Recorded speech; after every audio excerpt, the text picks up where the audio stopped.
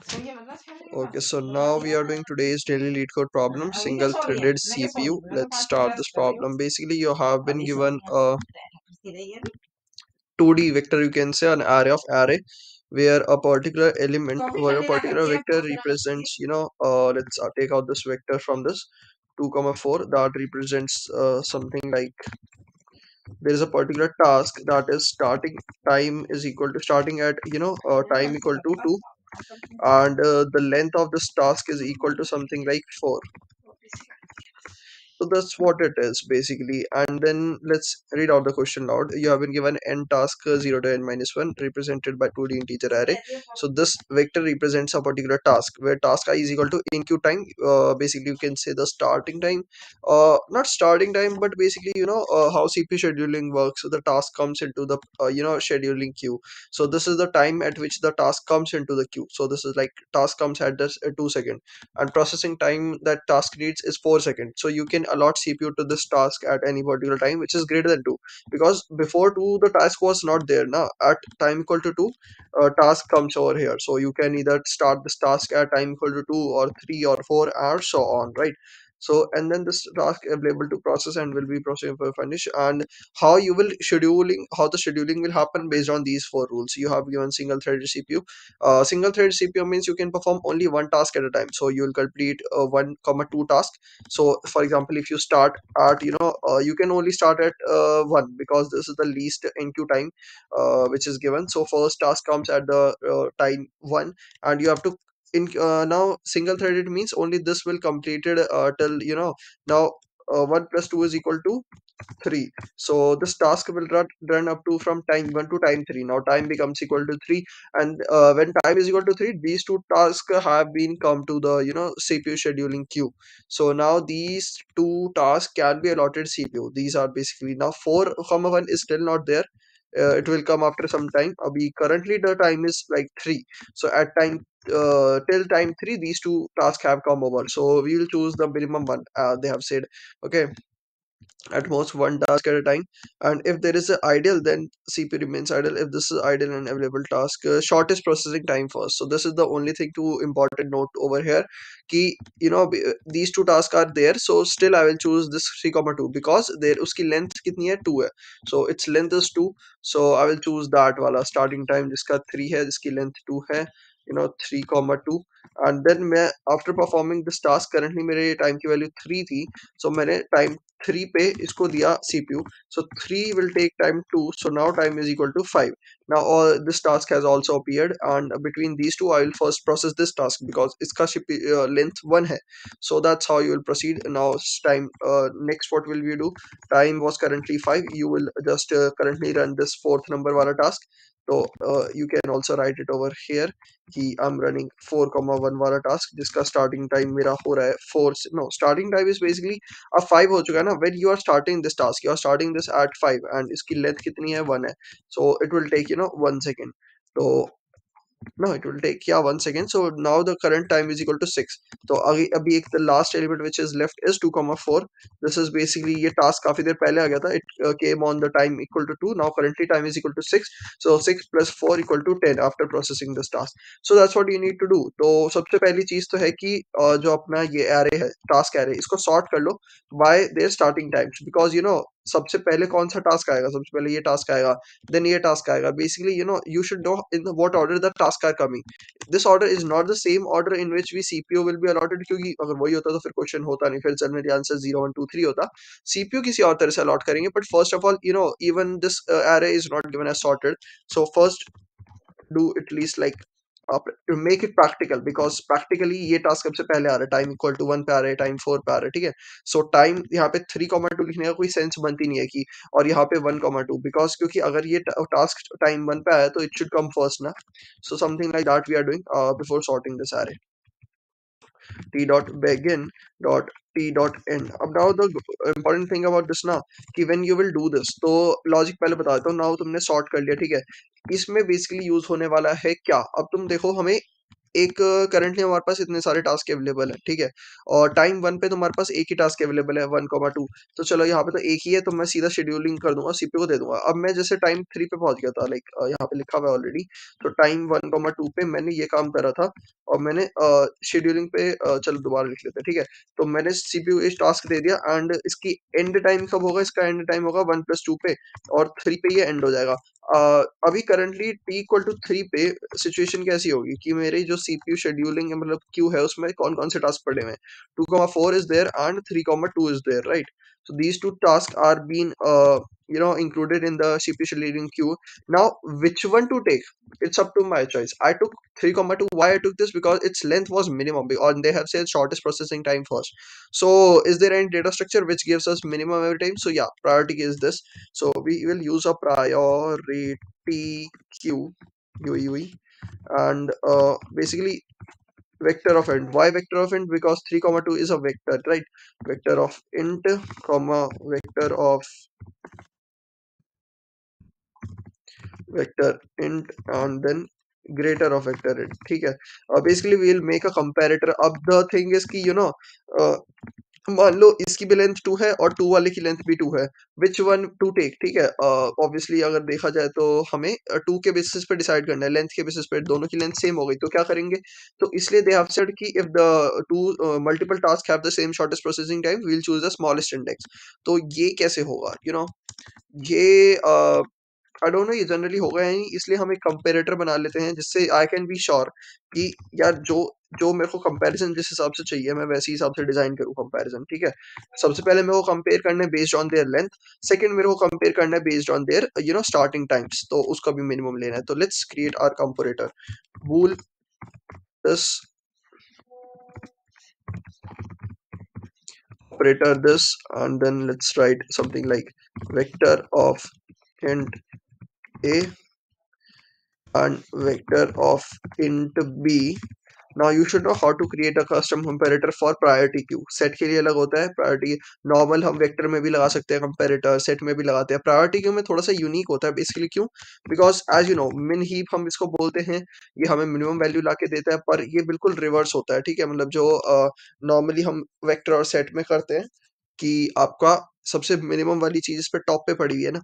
सो देखो हम करते क्या है कि रिटर्न a ऑफ 0 अगर इक्वल टू हो जाता है, not a of 0 but a equal to a of 1, not a of 1, वो देखेंगे कि हम क्यू में क्या डाल रहे हैं। हम क्यू में पता है क्या डालेंगे, we will not push this directly into the queue because हमें स्टार्ट इंडेक्स का लाइक ऐसा जितना काम नहीं है, स्टार्टिंग टाइम का इतना कुछ काम नहीं है, बट हमें स्टार्टिंग इंडेक्स का काम है जो लाइक इंडेक्स में पहली बार आया है, राइट। तो क्योंकि ऐसा भी हो सकता है स्टार्टिंग टाइम ऐसा हो और ये ऐसा हो 4 हो, तो सेम स्टार्टिंग टाइम पे दो टास्क आ गए, लेंथ 2 और 4 वाला, तो हम 2 वाले चूज करेंगे। और बेसिकली हमें इंडेक्स रिटर्न भी कराना है साथ में कि इसका ओरिजिनली इंडेक्स क्या था। So what I will do कि मैं इंडेक्स का पॉइंटर रखूंगा, और ये जो task that came first, okay this is the like this is the real thing that they have said कि मल्टीपल टास्क आर देयर, 3,2 है और 2,2 है, लाइक दिस। और लेट्स से 2,2 है एंड 3,2 है, ठीक है, समथिंग लाइक दैट। एंड असल में टास्क आए किस ऑर्डर में थे, टास्क किस ऑर्डर में आए थे, ठीक है। थ्री मतलब टास्क आए तो इसी ऑर्डर में है, बट क्वेश्चन में इंडेक्सिंग कैसे दे रखी है, लेट्स राइट क्वेश्चन में इंडेक्सिंग ऐसी ना दे रखी होती। क्वेश्चन में इंडेक्सिंग अभी 2 भी 2 है और 3 भी 2 है, क्वेश्चन में इंडेक्सिंग ऐसी दे रखी होती 3,2 पहले और 2,2 बाद में, ठीक है। सो हमें जो इंडेक्स प्रिंट कराना है basically this vector array which you need to return, क्या रिटर्न करना है हमें ये भी देख लेते हैं। Return the order in which CPU will schedule, और बेसिकली इंडेक्स रिटर्न कराना है हमें, यहाँ पे कहीं लिख भी रखा होगा। या basically you need to create a vector, क्या वेक्टर क्रिएट करना है हमें। जीरो का क्या मतलब है, यहाँ पे फर्स्ट इंडेक्स पे जीरो लिखा हुआ है, इसका क्या मतलब है कि सबसे पहले हमने जीरो वाला टास्क रन करा। टू लिखा हुआ है, इसका क्या मतलब है, फिर हमने 0 1 2, फिर हमने 3,2 वाला टास्क रन करा। So you need to create a vector, return a vector which indicates like how in which order you have process the task. तो गिवन टास्क इस ऑर्डर में थे, तो अब मैंने सॉर्ट कर दिया तो 3,2 बाद में आके 2,2 पहले आ गया। अब तुम्हें हाउ विल यू से कि मैं अब लेने वाला हूँ कौन सा, मैं लूंगा, मैं एलिमेंट लूंगा 2,2 वाला, बिकॉज ऑब्वियसली इसका लेंथ छोटी है।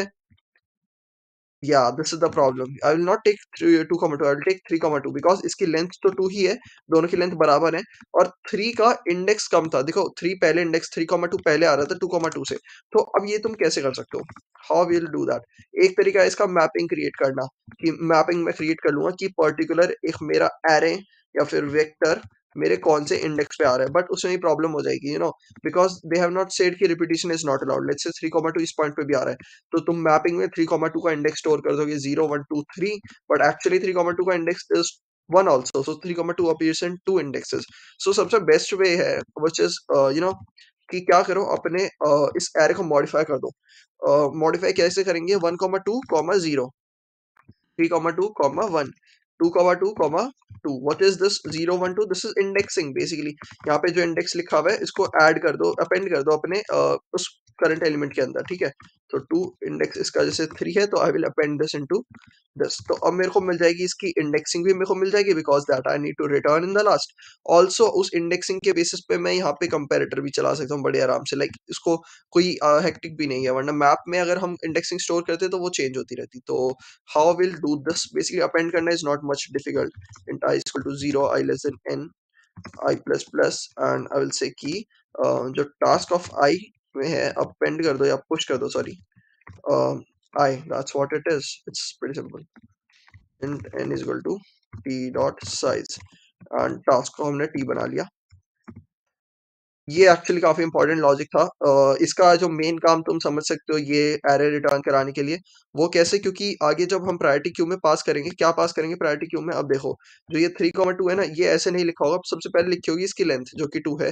क्योंकि देखो प्रायोरिटी क्यू जब नॉर्मली भी सॉर्ट होता है तो वो फर्स्ट एलिमेंट के बेसिस पे होता है, ठीक है। अब सेकंड इंडेक्स पे होता है इसका लेंथ, मतलब लेंथ तो यहाँ पे भी 2 होती। सेकंड इंडेक्स पे होता है भाई तुम्हारे इंडेक्स क्या है, ठीक है। सो 2,2 यहाँ पे लिखा होता है, 2,2 का इंडेक्स यहाँ पे लेट्स से 2 है, ठीक है।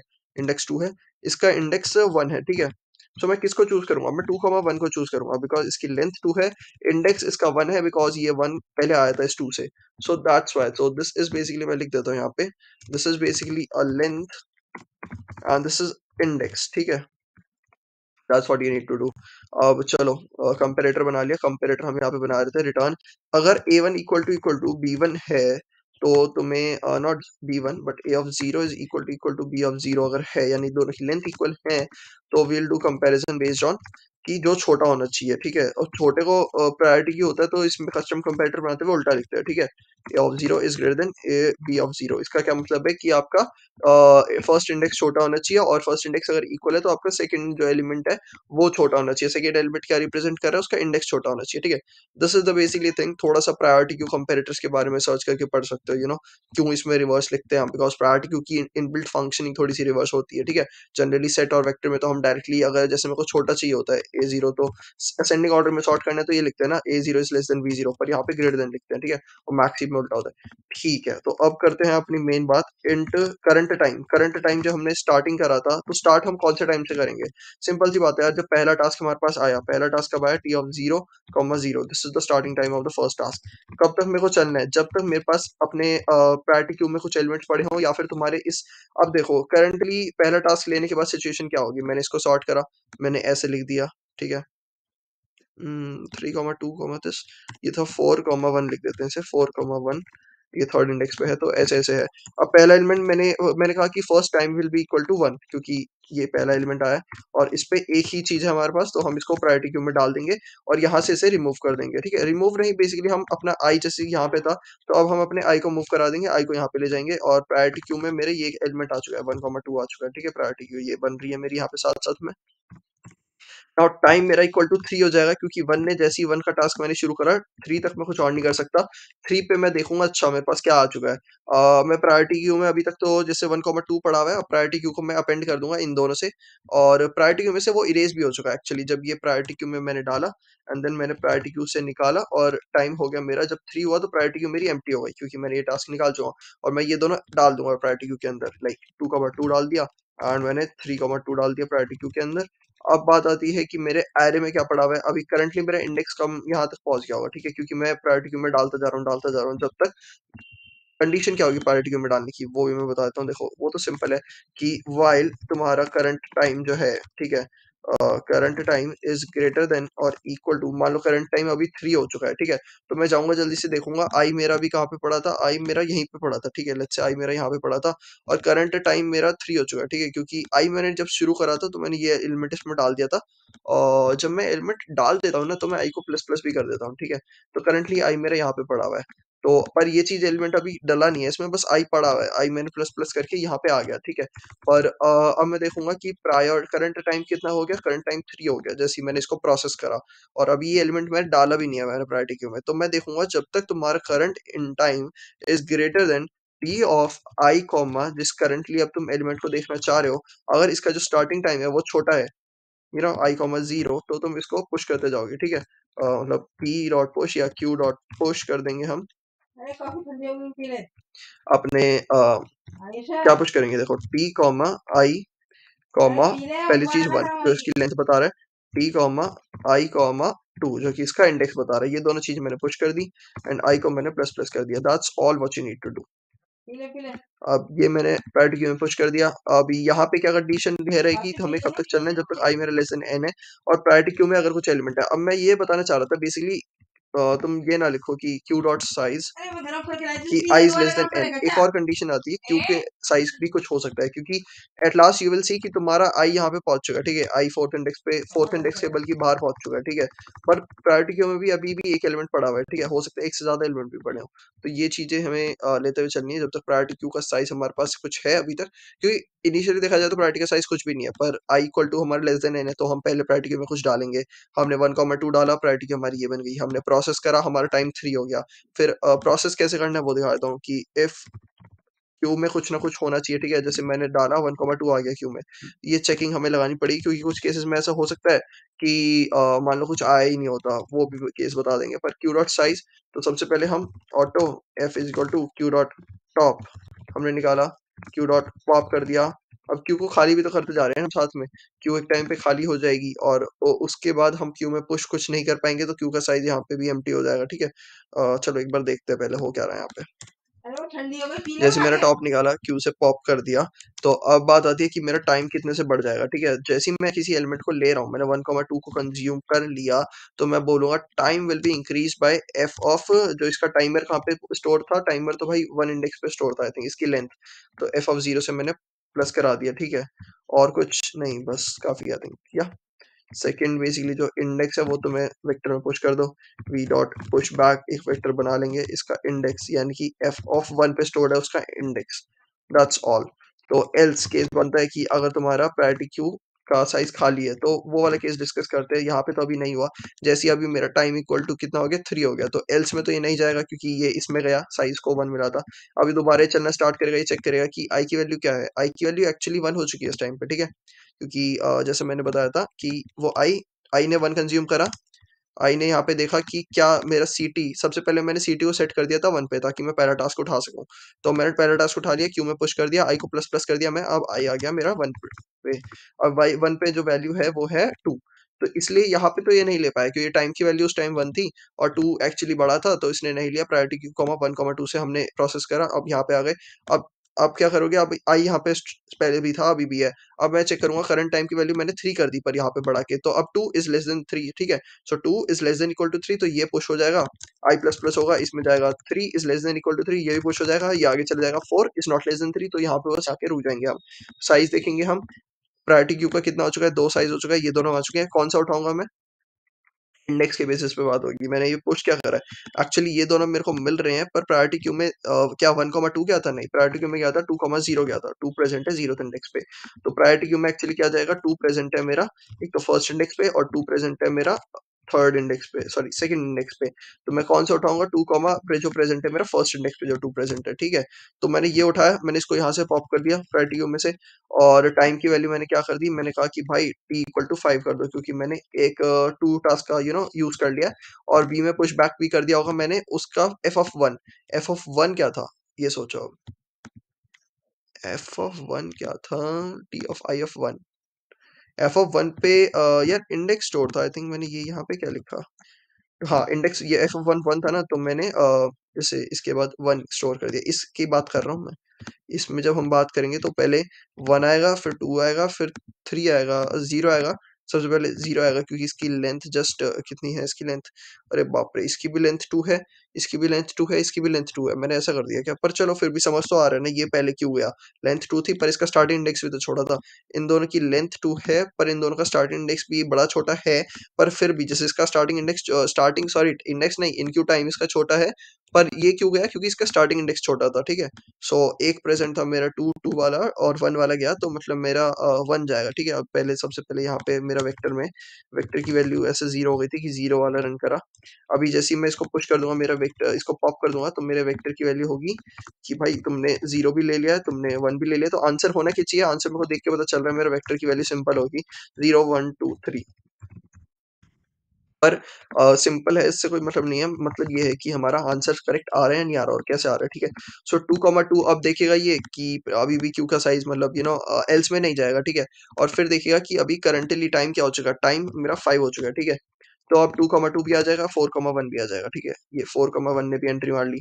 तो एक्चुअली ये हाँ, एक और चीज़ कि ऐसे नहीं होगा, देखो ये 3 वाला ये 2 वाला चलेगा ही नहीं, पहले 3 वाला चलेगा, फिर 2 वाला चलेगा, ऐसा कुछ होगा 0, 1, 2, 3 क्योंकि अब 4 वाला आ चुका है, जैसे ही मैंने इस 3 वाले को रन करा तो टाइम मेरा टोटल कितना हो चुका है, 5 हो चुका है, ये 4 वाला एंट्री आ चुकी है। अब 4 की एंट्री ऐसे आएगी 1, इंडेक्स प्रेज़ेंट होगा इसका 3 पे, जब मैं इसका टॉप निकालने जाऊँगा तो वो मेरे को 1, 3 दे देगा। तो टॉप की वज़ह से क्या होगा, ये वाला अब यहाँ से पॉप हो जाएगा क्योंकि जैसे मैंने इसमें पुश भी कर दिया ना और i को प्लस-प्लस कर दिया, सोचो अब i मेरा और प्लस-प्लस हो गया, जैसे ये 4 मतलब पहले i कहाँ पे था? पहले मैंने ये दोनों डाल दिए थे, i प्लस-प्लस हो गया था, मैंने बोला था कि भाई करंट टाइम 3 है which is not greater then 4, तो i को यहाँ पे छोड़ दिया। अब टाइम टाइम 5 हो गया व्हिच इज़ ग्रेटर देन 4, तो मैंने इसको पुश करा और i को आगे भेज दिया, i is greater than n हो चुका है अब, like n equal to n हो चुका है, i इक्वल टू n हो चुका है। And then q dot size मेरा नॉट एम्प्टी था और मैंने यहाँ से 4 निकाल दिया और मैंने टाइम की वैल्यू क्या कर दी, टाइम इक्वल टू 5 पे मेरे प्रायोरिटी क्यू की हालत कुछ ऐसी थी, 2, 2 था और इस पे यहाँ पे 3, 2 था, यहाँ पे 2, 1 था। मैंने इसके बाद यहाँ पे कुछ काम करा था और वेक्टर को मैंने लास्ट में डाला था, बाद में डाला था और प्रायोरिटी क्यू की हालत अभी ऐसी हो गई थी कि यहाँ पे 2, 2 था, ठीक है? अब प्रायोरिटी क्यू की हालत क्या है, 2, 2 है और इसमें नया आ चुका है 1, 4 आ चुका है, 1, 3 आ चुका है, एक्चुअली इंडेक्स उसका 3 है। अब 1, 3 यहाँ से निकल जाएगा तो प्रायोरिटी क्यू की हालत क्या बचेगी, मतलब 1, 2, एंड वेक्टर के अंदर आ चुका है मेरा 0, 1 और 3 भी आ चुका है, ठीक है? अब टाइमिंग की वैल्यू देख लो हमारी 6 हो जाएगी और तब जाके हमारा ये सेकंड वाला टास्क रन होगा। प्रायोरिटी क्यू अब बिल्कुल जो 2, 2 थी, अब प्रायोरिटी क्यू वो हमारी एम्प्टी हो जाएगी क्योंकि हमने ये वाला टास्क भी कंज्यूम कर लिया। प्रायोरिटी क्यू बिकम्स एम्प्टी और वेक्टर हो जाएगा हमारा something like 0, 1, 3, 2 and then timing हो जाएगी हमारी कितनी 10 प्लस 2 8 और बस और कुछ नहीं। तो अब देखो जब यहाँ पे हम आए थे अभी हमारा आई पार हो चुका था, ठीक है? वो बताना चाहिए था, चलो दोबारा बताते हैं कि जैसे अब मैंने 0, 1, 3 सब यहाँ पे डाल लिया वेक्टर में। ये कब डाला, जब मैंने आई मेरा पार हो गया था यहाँ पे, ठीक है? आई मेरा n से बड़ा हो या i is equal to n, तो अब क्या करूँगा, यहाँ पे मेरे को कंडीशन भी लगाना पड़ेगा वरना ये चेक ही करता जाएगा। तो इस पॉइंट पे जैसे मैंने बोला कि क्या तुम्हारा 5 तुम्हारा बड़ा है 4 से? उसने बोला हाँ बड़ा है, तो i प्लस प्लस करेगा। अब चेक करेगा कि क्या ये वाला एलिमेंट तुम्हारा बड़ा है, तो वो चेक ही नहीं कर सकता, i is less then n, इसलिए कंस्ट्रेंट लगाना पड़ेगा। तो इसने कहा रुक जाओ, अब इसने देखा कि ठीक है साइज कितना हो चुका है, ये 2 आ चुके हैं, ये आया था और 2, 2 आ चुका था, 1, 3 आ चुका था, 1, 3 आ चुका था। फिर मैंने ये पॉप करा, एल्स में मैं गया नहीं, फिर मैंने दोबारा व्हाइल लूप चलाने की कोशिश करी, क्या आई लेस देन है? नहीं है, आई लेस देन ही नहीं है, तो व्हाइल लूप चलेगा ही नहीं। फिर वापस से इस इफ स्टेटमेंट के अंदर आएँगे, पता है क्यों? आई तो एन हो चुका है, पर क्यू का साइज़ अभी भी नॉट एम्प्टी है। दिस वाज़ द पॉइंट, वो जो मैं काफ़ी देर से बताने की कोशिश कर रहा था, ये हमें मौका मिला इस एग्ज़ाम्पल पे बताने के लिए कि जब तुम्हारा प्रायोरिटी क्यू 1, 3 के लिए रन हो चुका है, ठीक है? अब प्रायोरिटी क्यू तुम्हारी 1, 3 उड़ गया, अब 2, 2 बचा हुआ है, प्रायोरिटी क्यू अभी तुम्हारी खाली नहीं है, पर आई तो तुम्हारा बहुत पहले ही एन हो गया था, ठीक है? आई तो यहाँ पे इस पॉइंट पे ही तुम्हारा I is equal to N हो गया था।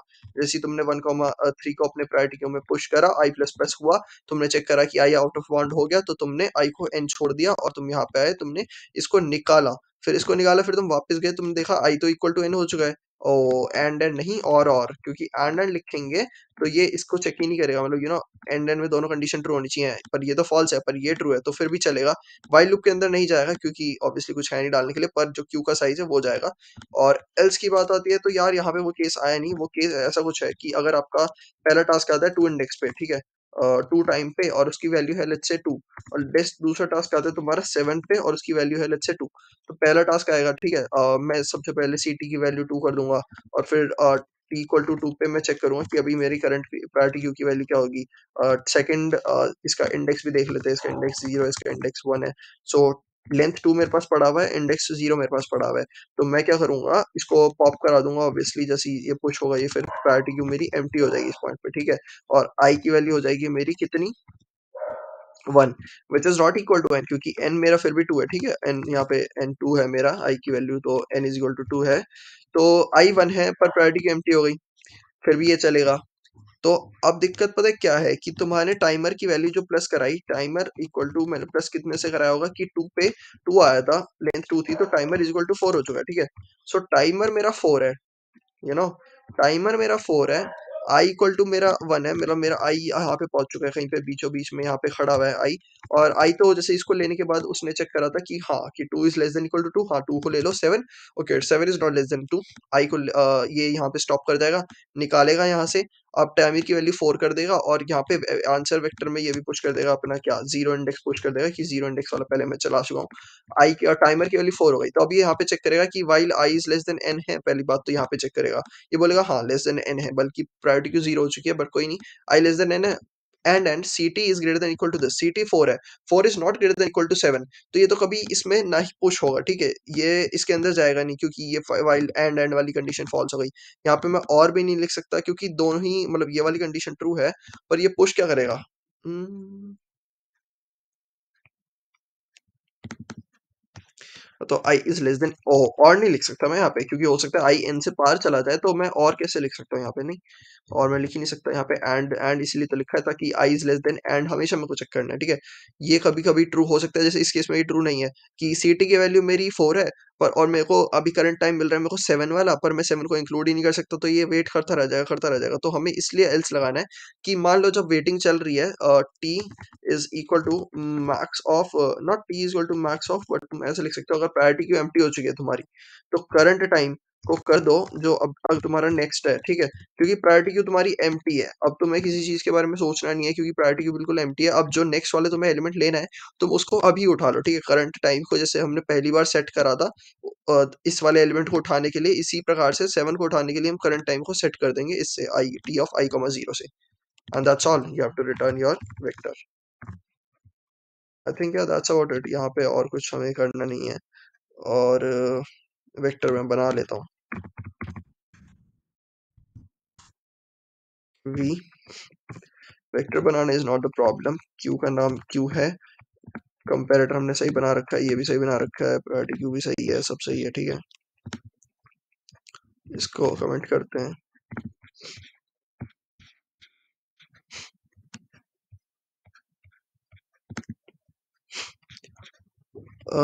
Variable operator can not be the name of this,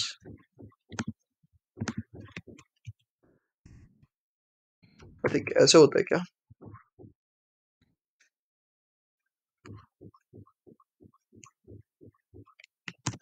I think बस ऐसे होता है।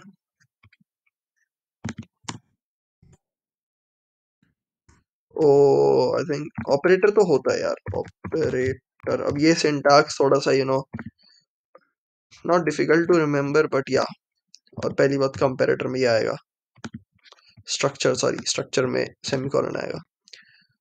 और देखो N T N queue dot size, T dot size कहाँ पे मैंने डिक्लेयर करा है,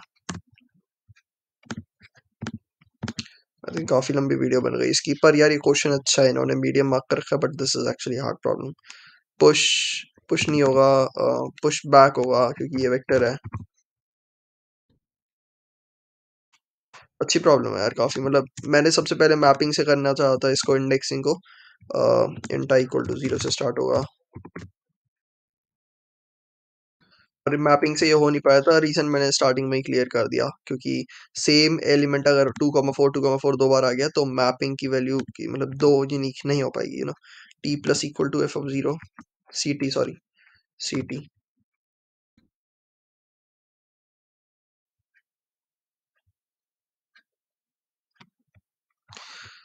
साइंड ओवरफ्लो में जो टेस्ट केस चला रहा हूँ, एक्चुअली आई थिंक ये बहुत बड़ा टेस्ट केस है। और हाँ, और ये एक्चुअली लास्ट में मेरे को एक एरर आई थी साइंड ओवरफ्लो वाली। तो लॉन्ग लॉन्ग कर लो, कोई बड़ी बात नहीं है।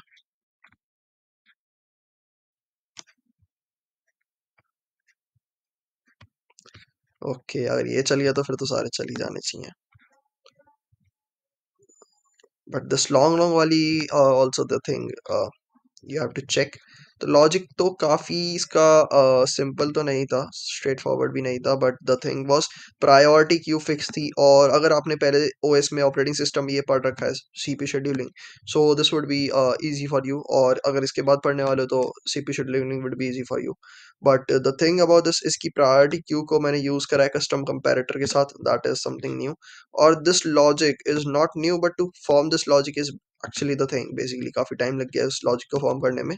बट आई होप मैंने सही एक्सप्लेन करा है कि अगर आपका फॉर एग्जांपल आपको देखना है कि आपका करंट इंडेक्स कहाँ पे मूव कर रहा है और आपके प्रायोरिटी क्यू में कितने एलिमेंट्स हैं और आपकी करंट टाइमर की वैल्यू क्या हो चुकी है। अगर करंट टाइमर की वैल्यू जो भी हो चुकी है उस हिसाब से हम इसमें एलिमेंट्स और इंसर्ट कर देंगे प्रायोरिटी क्यू में, और उसमें से सबसे जो बेस्ट ऑप्शन होगा उसको उठा लेंगे। एंड ऐसे ही करते जाएंगे। ऐसा केस हो सकता है कि तुम्हारा आई एन हो जाए एक टाइम पे, सारे एलिमेंट्स तुमने उठा रखे हैं पर प्रायोरिटी क्यू में कुछ ना कुछ पड़ा हुआ है, तुम और डालना नहीं चाह रहे, बट जो ऑलरेडी प्रायोरिटी क्यू में पड़ा हुआ है सम एलिमेंट्स लाइक जैसे इस केस में भी तुम्हारा 2,4 था तो सब चल गया, 1,2 चल गया, 3,2 चल गया, 4,1 चल गया, बट ये 2,4 बीच वाला नहीं चला। तो इसके लिए कैसे हम याद रखेंगे इसे कि प्रायोरिटी क्यू में भाई एक एलिमेंट पड़ा हुआ था, वो अब तक नहीं चला है, बल्कि आई की वैल्यू एन हो चुकी है क्योंकि बहुत पहले एन हो चुकी है, 4,1 क्रॉस कर चुका है। बट ये जो एलिमेंट काफी देर से पड़ा हुआ है इसको भी यूज कर लो, ठीक है। सो यही चीज है, क्यू डॉट साइज इसलिए हम यूज कर रहे हैं। और एक बस ये कॉर्नर केस है कि जो मैंने एग्जांपल दिया 2,2,7,2 वाला, कि आपका बीच में मतलब आई यहाँ पे पहुंच चुका है पर करंट टाइमर की वैल्यू इतनी नहीं है कि इस एलिमेंट को ले सकें, तो हमें करंट टाइमर को रीसेट करना पड़ेगा या फिर सेट करना पड़ेगा जैसे हमने पहली बार करा था। क्योंकि इनिशियली तो करंट टाइमर हमें क्या पता था कि हमें यहाँ से स्टार्ट करना है।